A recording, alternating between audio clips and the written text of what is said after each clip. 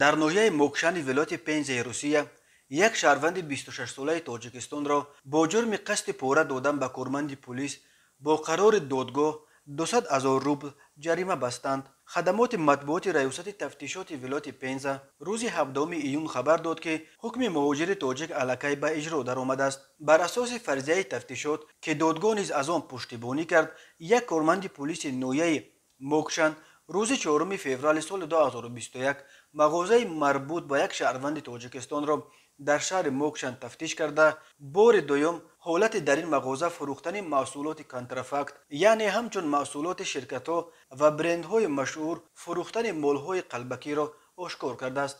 дӯсти соҳиби мағоза ки он вақт онҷо буд, то ӯро аз ҷавобгарии ҷиноятӣ халос кунад, ба ин мақсад вай 60 000 рублро дар дохили папка гузошта хост дар ивази беамалияш, яъне тартиб надодани протокол ва нагузаронидани тафтиши ҳолати фурӯши маҳсулоти контрафакт ҳамчун пора ба нозири пулис бидиҳад.